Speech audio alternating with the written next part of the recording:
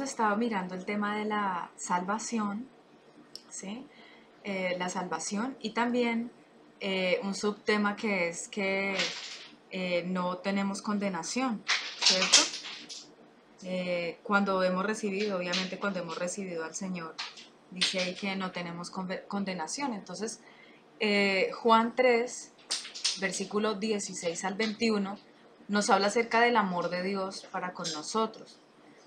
Nuevamente dice, porque de tal manera amó Dios al mundo que ha dado a su Hijo unigénito, para que todo aquel que en él cree no se pierda, mas tenga vida eterna. Entonces aquí vemos un versículo súper conocido. De hecho, yo creo que fue de los primeros versículos que yo me aprendí y lo tengo muy, muy grabado en mi mente, en mi corazón. Y también es un versículo con el que yo oro, haciendo entender este versículo precisamente es lo que dice acerca del amor de Dios, de cómo es el amor de Dios y cómo nosotros cuando somos papás sabemos lo que es lo que habla acá la palabra, como dice el Señor ahí, que Él dio a su Hijo unigénito, lo dio, o sea, Él permitió, Él dejó que lo mataran, que lo crucificaran, que le pasara todo lo que pasó, pero ¿por qué lo hizo? Para que Él fuera el sacrificio perfecto, para que nosotros podamos acceder a la vida eterna. Dice ahí que para que todo aquel que en Él cree no se pierda, mas tenga vida eterna. Entonces, el Señor, Dios Todopoderoso, ha creado los cielos, la tierra, creó al hombre, y en medio de eso, Él le dio un libre albedrío. Y cuando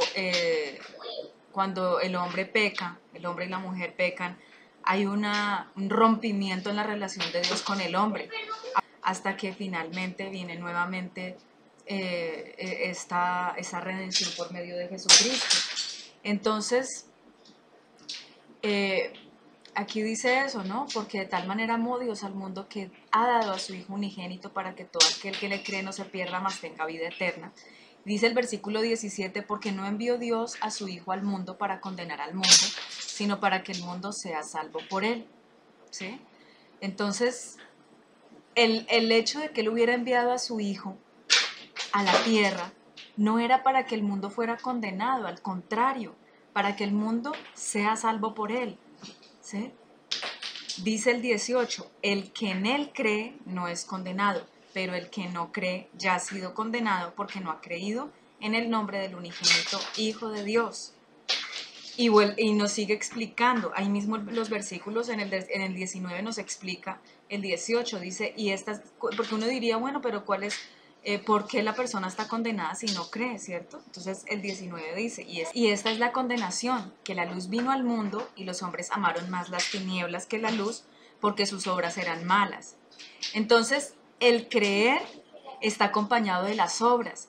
Y mira cómo también leyendo en estos días que hemos estado leyendo con otras personas Efesios, eh, vemos la necesidad de entender que la salvación viene por gracia, ¿sí? Y dice la palabra del Señor que es por gracia y no por obras para que nadie se gloríe.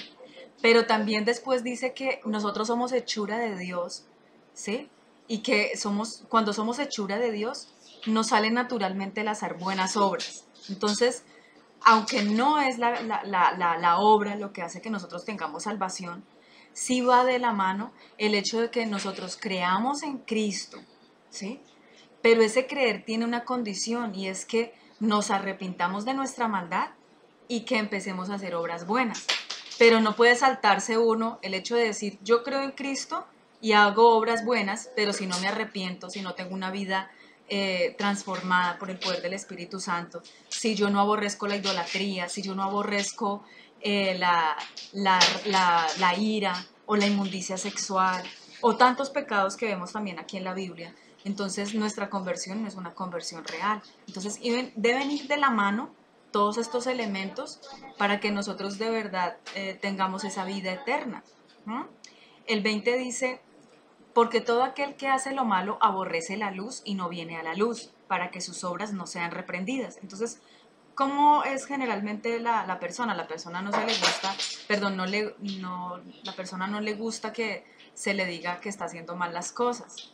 Es bastante difícil que una persona le guste que le digan, mire, está haciendo esto mal, mire lo otro, ¿sí? O sea, tiene que de verdad la persona estar como con Cristo para que le guste que le digan que está haciendo mal, ¿sí?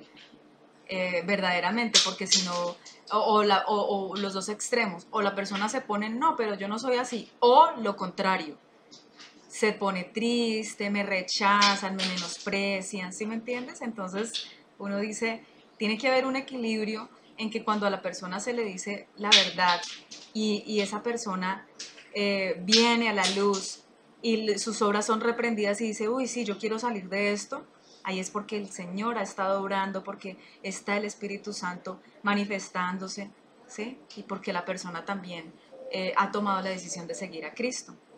Y finalmente dice el 21, mas el que practica la verdad viene a la luz para que sea manifiesto que sus obras son hechas en Dios.